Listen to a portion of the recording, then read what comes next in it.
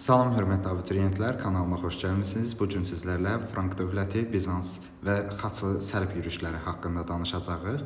Əvvəlcə qeyd edək ki, Qərbi Avropa tarixində xalqların böyük köçü zamanı qərbə doğru köç eləyən tayfalar ümumilikdə Germanlar adlanırdılar və Germanlar gələrək Qərbi Avropa ərazisində müxtəlif ərazilərdə məskunlaşırlar.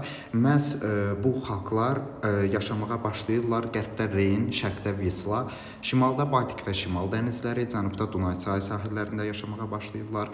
Həmin German tayfalarında idarəçilik xalq yığıncağı sisteminə əsaslanırdı və xalq yığıncağında mühüm məsələlər həll edilir, maldarlıq və ovçuluqla məşğul olurdular həmin German tayfaları və bu ərəfədə German tayfalarının köçü zamanı Qərbi Avropada müxtəlif ərazilərdə German tayfaları tərəfindən yaradılmış krallıqlara biz deyəcəyik barbar krallıqlar. Həmin bu barbar sözü Romalıların Germanları vəhşi mənada adlandırmasından irəli gəlir. Məhz Ostgot tayfaları məskunlaşırlar İtaliya ərazisində, Westgot tayfaları məskunlaşırlar İspaniya ərazisində, Anglo-Saks tayfaları Böyük Britaniya ərazisində məskunlaşırlar, özlərinə krallıqlar yaradırlar burada. Vandallar Romanın şimali Afrikadakı torpaqlarında məskunlaşırlar və Franklar isə Qalliya, indiki bizim hansı ki Fransa dediyimiz ərazidə məskunlaşaraq özlərinə dövlətlər yaradırlar. Qərbi Avropada feodalizm dövründə kəndlilər iki qismə bölünürdü. Bunlar azad və təhkimli olmaqla ayrılırdılar. Azad kəndlilər adından da göründüyü kimi istədiyi yerə çıxıb gedə bilirdilər, tamamilə azad idilər. Təhkimli kəndlilər isə feodaldan şəxsən asılı idilər və bunlar feodalın yanını tərk edə bilməzdilər. Kiçik bir xatırlatma edək ki, Azərbaycan ərazisində təhkimçilik münasibətləri olmamışdı. Ancaq Qərbi Avropada feodalizmin yaranmağa başladığı vaxtdan etibarən kəndlilər təhkimli vəziyyətində idilər. Və Frankların başçısı olan Xlodvig də deyilir buna. 486-cı ildə Qalliyadakı keçmiş Roma canişinini Soissons döyüşündə məğlubiyyətə uğradır. 486-cı ildə baş vermiş Soissons döyüşündə qələbə qazanan Xlodvig Frank tayfalarının başçısı idi və 5-ci əsrin sonunda təqribən 500-cü ildə Frank dövlətinin əsasını qoymuş olur. Məlumdur ki, hər bir hökmdar, hansı ki güclü başqa əraziləri işğal etmiş hökmdarlardan söhbət gedir. Həmin hökmdarlar işğal etdikləri ərazilərdə öz hakimiyyətlərini möhkəmləndirmək məqsədi ilə yerli əhalinin dinini qəbul edirdilər və Xlodvig işğal etdiyi ərazilərdə öz hakimiyyətini möhkəmləndirmək, həmçinin xalqları itaət altında saxlamağı bacarmaq üçün, yerli əhalinin və ruhanilərin rəğbətini qazanmaq üçün xristianlıq dinini qəbul edir və xristianlığı qəbul edən Xlodvig Frank dövlətinin ərazisini vilayətlərə bölür, vilayətlərə isə qrafları başçı kimi təyin edir. Həmçinin Xlodvig Frank dövlətinin tarixində 6-cı əsrin əvvəllərində qanunlar toplusu yaradır ki, burada Frankların ən qədim adət və ənənələri, ən qədim Frank adət və ənənələri öz əksini tapır. Gəlirik artıq biz Franklarla bağlı 8-ci əsrin birinci yarısında. Məlumdur ki, ərəblər Tariqin başçılığı altında Cəbəlli Tariq boğazını keçərək Avropa torpaqlarında Pireney yarımadasında xeyli ərazi işğal etmişdilər 711-ci ildə və ərəblər Qərbi Avropada irəliləyişlərini davam etdirirlər. Lakin 732-ci ildə Fransanın cənubunda Poitiers adlı yerdə baş vermiş döyüşdə Franklara başçılıq edən Frank kralı deyil bu adam, Frank baş məmuru Karl Martel ərəbləri məğlubiyyətə uğradır və ərəblərin Qərbi Avropada irəliləməsi dayanır və Qərbi Avropanın müsəlman imperiyasının tərkibinə çevrilməsi prosesinin qarşısı Karl Martel tərəfindən alınır. Karl Martel hərbi islahat keçirdərək ordusunu da gücləndirmişdi və Frank dövlətinin ən güclü çağları Böyük Karlın hakimiyyət dövrünə təsadüf edir. Böyük Karl 768-814-cü illərdə hakimiyyətdə olmuşdu.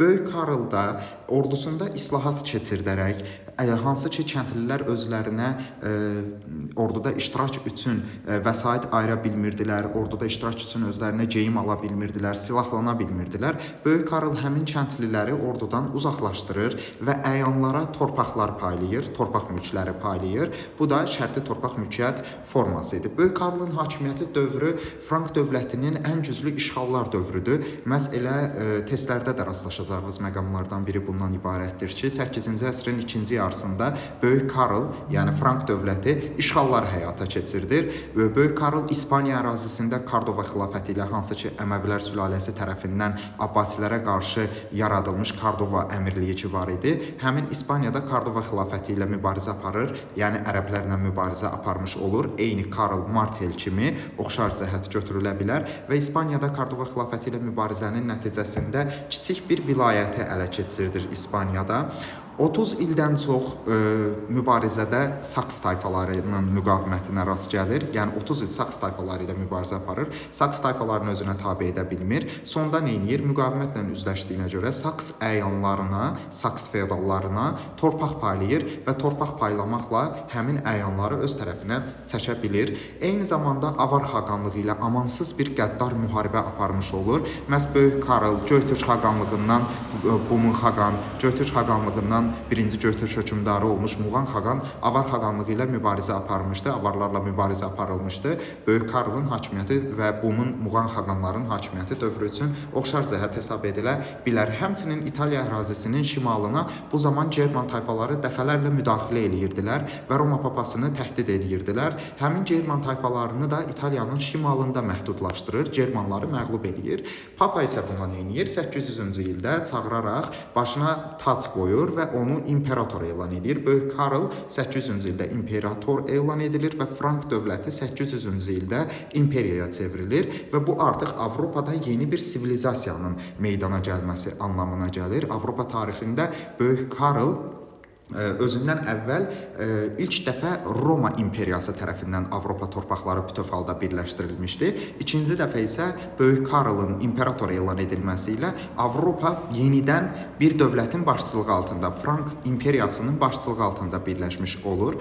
Həmçinin Böyük Karl Bizans və Ərəb xilafəti ilə diplomatik münasibətlər də saxlamışdı. Lakin Böyük Karlın vəfatından sonra nəvələri öz dövlətini 843-cü ildə Verden müqaviləsinə əsasən bölürlər və 843-cü ildə Frank dövləti 3 dövlətə parçalanır. Frank imperiyası 3 dövlətə parçalanır.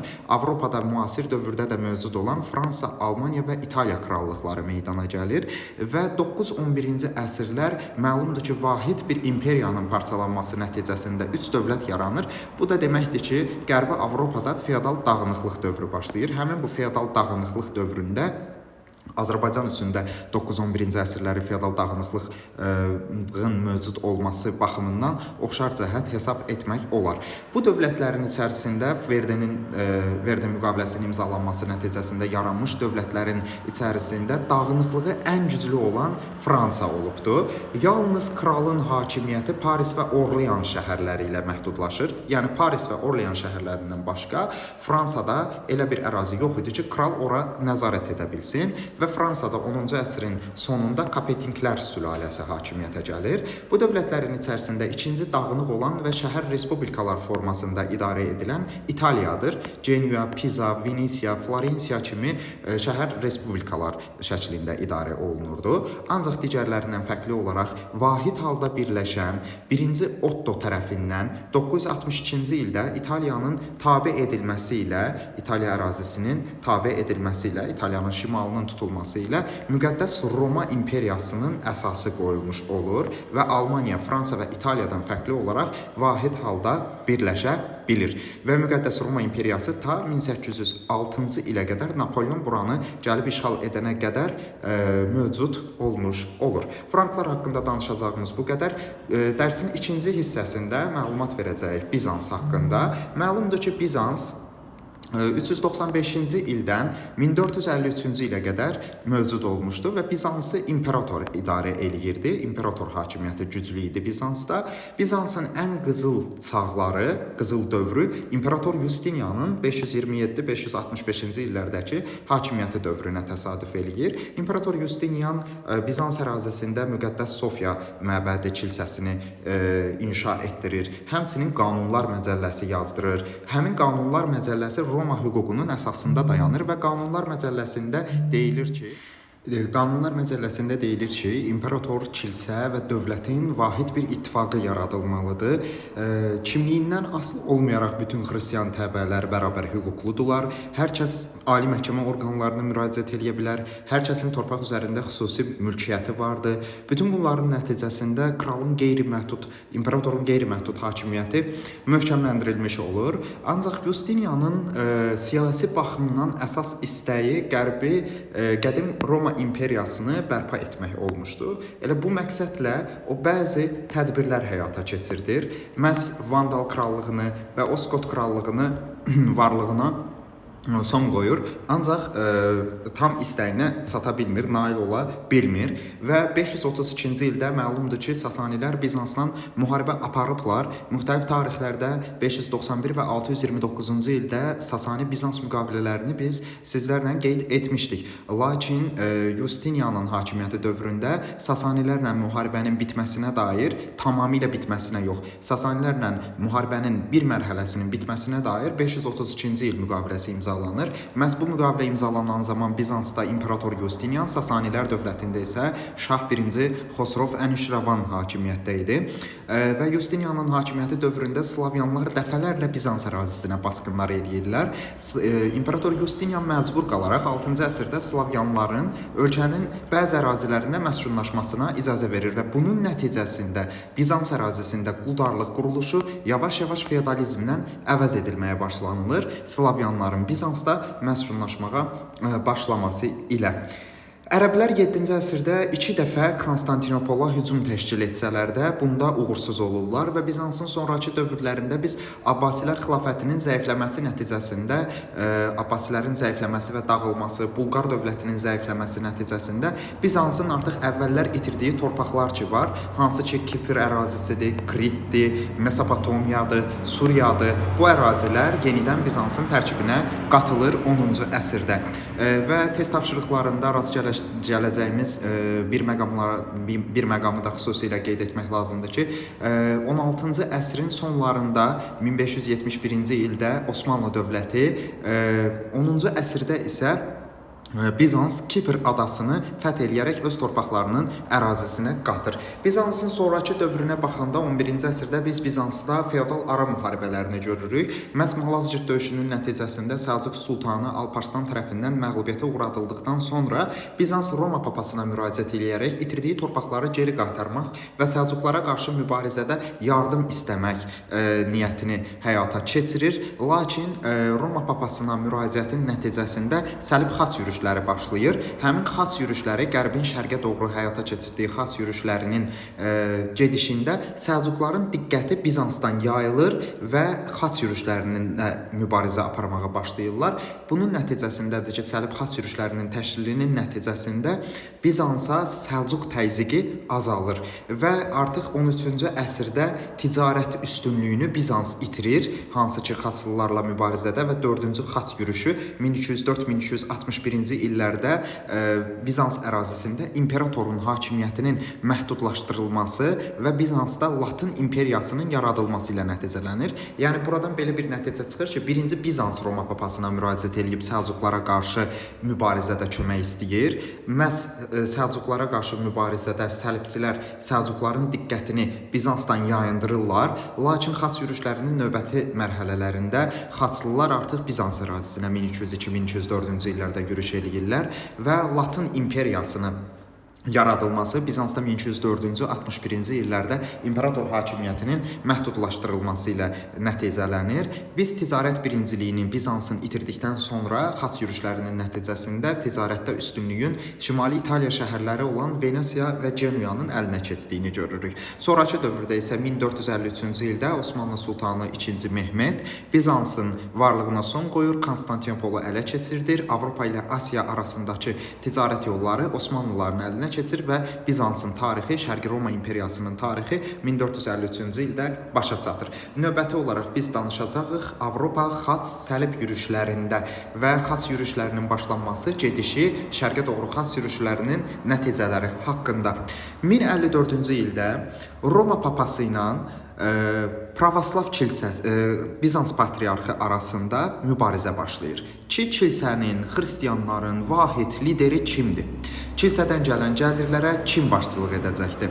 Bu gətirir çıxardır ki, 1054-cü ildə Roma papası ilə Bizans patriarxı mübarizədə vahid bir fikrə gələ bilmirlər və beləliklə xristian kilsəsi parçalanır iki hissəyə, şərq və qərb kilsələrinə. Şərq kilsəsi olur pravoslav, Bizans patriarxının başçılığı altında, qərb kilsəsi isə ümumdünya kilsəsi olan katolik kilsəsi olur. Sizdən soruşulsa ki, Qərbi Avropada orta əsrlərdə ən böyük torpaq sahibi kimdir? Ən böyük torpaq sahibi məhz kilsə olmuş olur. Bunun səbəbləri bunlardır. Onda bir vergisi alınmaqla, indulgensiya, yəni cənnət qəbzlərinin yerli əhaliyə satılması ilə, uşaqların xaç suyuna saldırılması üçün alınan pul ilə və daha artıq vergilərlə katolik kilsəsi ən böyük torpaq və gəlir sahibinə çevrilir. Katolik kilsəsinin bu tədbirləri ona qarşı bidətçilərin meydana çıxmasına gətirib çıxarır. Təbii ki, indulgensiyaların satılması çox absurd bir addımdır. Roma papası bu indulgensiyanı satmaqla kimin cənnətə, kimin cəhənnəmə gedəcəyinə özünün qərar verdiyini iddia edirdi.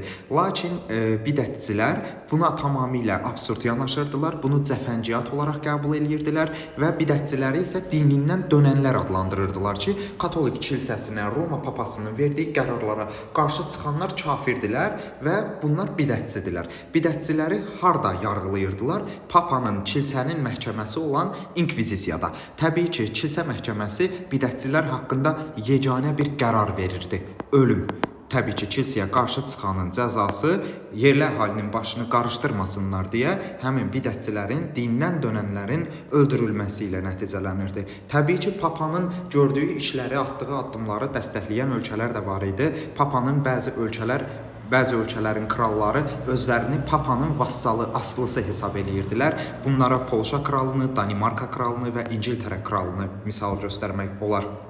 Avropada baş verən proseslər zamanı əhalinin diqqəti əsasən kilsəyə yönəlir. Yəni kim düz deyir? Bidətçilər mi düz deyir? Papa mı düz deyir? Avropa ərazisində ən böyük torpaq sahibi kilsə olmalıdırmı? Bu qədər verginin yığılması, cənnət qəbzlərinin satılması legaldırmı, anlamlıdırmı? Bunun nəsə nəticəsi varmı müsbət mənada? Bütün bunlar əhalinin başını qarışdırır və Roma papaları da diqqəti özlərindən kilsədən yayındırmaq üçün, diqqəti başqa yerə çəkmək üçün xaç yürüşlərinə çağırış eləyirlər. 1095-ci ildə Klermon şəhərində keçirilmiş kilsə məclisində Papa II. Urban çıxış edərək müsəlmanlar qarşı xaç yürüşlərinə başlamaq, İsa'nın qəbrini, Qüds şəhərini, müqəddəs şəhəri, İsa'nın qəbrini müsəlmanlardan, yəni kafirlərdən, güya xristiyanlar o dövrdə müsəlmanları kafir adlandırırlar və İsa'nın qəbrini onlardan xilas etmək üçün yürüşlərə başlamaq lazımdır deyə qeyd eləyir. Ərəb dilində xaç işarəsi səlib anlamına gəlir. Səlib sözü xaç deməkdir və Avropalıların, Avropa xristiyanlarının şərq müsəlmanlarına qarşı yaxud qərbin şərqə qarşı başlatdığı yürüşlər adlandırılır xaç səlib yürüşləri. Səlib yürüşlərinə başlayanlar içərisində biz xüsusilə kəndliləri, feodalları və papanı qeyd etməliyik. Kəndli niyə başlayırdı? Niyə başlayır kəndli? Təhkimçilikdən yaxa qurtarmaq, həm feodalın aldığı vergilərdən can qurtarmaq, həm kilsənin ödədiyi vergilərdən can qurtarmaq, daha yaxşı bir həyat şəraitinin şərqdə olduğuna inandığı üçün kəndlilər qoşulurlar xaç yürüşlərinə. Feodallar daha acgözlük eləyirlər və diqqəti əsas o yerə yönəldirlər ki, bəlkə şərqə getsələr, bəlkə şərq ərazilərində daha çox kəndlilər, daha çox təhkimli vəziyyətdə olmuş insanlar ələ keçirərlər, daha çox torpaq əldə eləyərlər. Roma papasının isə niyyəti başqadır. Roma papası müsəlmanları və şərqin xristiyanlarını katolikləşdirib, həmçinin öz ərazilərindən başqa o ərazilərdə də, şərq ərazilərində də hakimlik etmək və geniş ərazilərdə öz hakimiyyətini yaymaq istəyir. Xaç yürüşləri, əslində xaç səlib yürüşləri qərbdən şərqə doğru düzənlənən yürüşlər 4 istiqamətdə əsas biz deyəcəyik qəbul imtahanı materialına Dövlət İmtahan Mərkəzinin test toplusunda əsas 4 xaç yürüşünün haqqında məlumata sahib olmaq lazımdır. Birinci xaç yürüşü 1096-1099-cu illərdə başlayır, davam eləyir. Təbii ki, papa və feodallar qorxurlar. bu yürüşlərə özləri gedə bilməzlər, başlaya bilməzlər. Ona görə də birinci növbədə kəndliləri göndərirlər. Pyotr adlı keşiş bir kəndli, Pyotr adlı keşişin rəhbərliyi ilə birinci dalğa kəndlilər gedirlər və bu dalğa gedir Səlcuqlar tərəfindən məğlubiyyətə uğradılır və Avropalılar deyirlər ki, hə, kəndlilərin demək getdiyi yolla getməyəcəyik artıq biz. Fransa, Almaniya, İtaliya cəngavərləri yürüşün ikinci dalğasını başladılar və 1099-cu ildə yürüşün ikinci dalğasının nəticəsində Aralıq dənizinin şərq sahillərində 4 yeni xaçlı dövləti yaranır. Bunlara Qüds, Tripoli, Antioxiya və Edessa krallıqlarını misal göstərə bilərik. Bunlardan ən güclüsü Qüdsdür və digərləri Qüdsdən asılı vəziyyətdə idarə edilirlər. Lakin bu Edessa qraflığının, Edessanın Mosul əmri tərəfindən Edessanın azad edilməsi, xaçlıların əlindən alınması, xaçlıların, yəni səlibçilərin, Avropa xristianlarının 1147-49-cu illərdə ikinci səlib yürüşünə başlaması ilə nəticələnir. Bu zaman Mosul əmrinə qarşı başlayan bu yürüş təbii ki, yenə də məğlubiyyətlə nəticələnir. Bunun səbəbi nədir? Səbəb odur ki, Səlcuqlar yenə də bunların qarşısındadılar. Bizans səlibçilərə dəstək ola bilmir və yürüş iştirakçıları arasında, ikinci xaç yürüşünün iştirakçıları arasında ziddiyyətlər baş verdiyinə görə ikinci xaç yürüşü də məğlubiyyətlə nəticələnir. Üçüncü xaç yürüşünün baş verməsinə səbəb isə Misir hökmdarı Səlahiyyəddin Əyyubi ki var. 1187-ci ildə Səlahiyyəddin Əyyubi Təbəriyə gölü yaxınlığında baş vermiş döyüşdə xaçlıları məğlubiyyətə uğradaraq Qüds şəhərini, Təbəriyə döyüşündə Qüds şəhərini xaçlıların əlindən alır, azad eləyir. Və 1099-cu ildə yaradılmış Qüds şəhəri 1187-ci ildə süquta uğradılır. Xaçlılar deyirlər ki, necə bizim bu şərq ərazilərində tutduğumuz ərazilər əlimizdə qalmalıdır. Biz o əraziləri, torpaqları geri qaytarmalıyıq. Buna görə də müqəddəs şəhəri azad etmək üçün bu dəfə artıq imperatorlar gəlir. Üçüncü yürüş zamanı 1189-cu ildə müqəddəs Romanın imperatoru, ondan sonra yəni Almaniyanın imperatoru, Fransanın imperatoru və İngiltərənin, Fransanın imperatoru dedikdə Fransanın kralı, üzr istəyirəm ifadəmə görə, İngiltərə kralları başçılıq eləyirlər yürüşə. Lakin müqəddəs şəhəri geri qaytara bilmirlər. Üçüncü yürüşə müqəddəs Roma, Fransa və İngiltərə hökmdarları, kral və imperatorları başçılıq etdilər. Müqəddəs şəhərə Qüdsü geri qaytarmaq üçün Səlahiyyəddin Əyyubinin Təbəriyə gölü yaxınlığında qazandığı döyüş nəticəsində Qüdsün itirilməsi ilə barışmırlar. Buna görə gəlirlər üçüncü xaç yürüşünə və üçüncü xaç yürüşü də məğlubiyyətlə nəticələnmiş olur. Və dördüncü xaç yürüşü ən qəddar, ən işğalçı, ən amansız, ən qarətçi xaç yürüşüdür. Dördüncü səlib yürüşünə başçılıq eləyir Papanın özü, ən güclü Papa. Üçüncü Innokenti. Papa 3-cü Innokenti diqqətə alır ki, biz 4-cü səlib yürüşü zamanı yürüşü Misrə istiqamətləndirməliyik. 4-cü səlib yürüşü hara getməlidir? Misrə getməlidir. Təbii ki, Misrə getmək üçün də bunlara gəmi lazımdır. Bu gəmini də Şimali İtaliya şəhərlərindən biri olan, şəhər respublikalarından biri olan Venesiyadan kiralayırlar. Lakin Venesiyanın o dövrdə əsas rəqibi Bizansdır. Çünki Bizans dənizlərdə üstündür. Hansı ki, Bizans dərsində qeyd elədik ki, o xaç yürüşlərinin nəticəsində Bizansın dəniz mövqeyi sarsılır və dəniz qüdrəti itirilir. Buna görə də dəniz qüdrəti keçir Venesiyanın əlinə. Elə məhz bu hadisələr zamanı Venesiya Roma papasına bildirir ki, gəlin yürüşü Bizansa istiqamətləndirək. Papa da düşünür və xatırlayır ki, Papa bütün bu məsələlərə, proseslərə kimlə mübarizədə başlamışdı? Təbii ki, Bizans patriarxı və Roma papası arasında gedən mübarizə xristiyan kilsəsinin parçalanmasına gətirib çıxarmışdı. Roma papası da deyir ki, çox gözəl, mənim əsas düşmənim, məğlub etmək istədiyim insan elə Bizans hökmdarıdır, gedək Bizansa. Yürüşü Misrə planlaşdırırlar, amma Misrə getmirlər, hara gedirlər? Bizans ərazisinə gedirlər və Bizans ərazisində 1202-4-cü illərdə baş vermiş 4-cü xaç xaç yürüşünün nəticəsində Konstantinopol tutulur, Müqəddəs Sofiya kilsəsini qarət eləyirlər və 1204-cü ildən 1361-ci ilə qədər Bizans dövlətinin də içərisində qeyd elədiyimiz kimi Latın imperiyası yaradılır, Latın dövləti yaradılır, imperatorun hakimiyyətinə son qoyulur və xaçlılar Bizans ərazisində Latın imperiyası yaradırlar. Lakin 1261-ci ildə səlibçilər 4-cü xaç yürüşünün iştirakçıları Bizansdan qovulurlar. 13-cü əsrin sonlarında daha 4 dənə də səlib yürüşü baş verir. 4 dənəsi baş verdi. 13-cün sonlarında 4 dəfə daha səlib yürüşü baş verir. Lakin bütün səlib yürüşlərinin nəticəsində xaçlılar tutduqları ərazilərdən qovulurlar.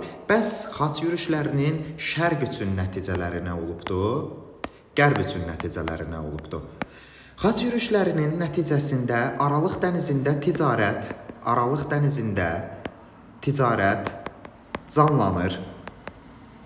Avropalılar, qərbdən şərqə gəlmiş insanlar, yəni xaçlılar, Avropalılar şərqdən kompasla tanış olurlar, kağızla tanış olurlar, barıtla tanış olurlar, dərmanla tanış olurlar. Kompas, kağız, barıt, dərmanla, ətirlə tanış olurlar. Bütün bunlar qərbin qazandıqları müsbət keyfiyyətlərdir. Şərq nə qazanır? Şərq dağıntılardan, qarətlərdən və fəlakətlərdən başqa heç nə qazanmır.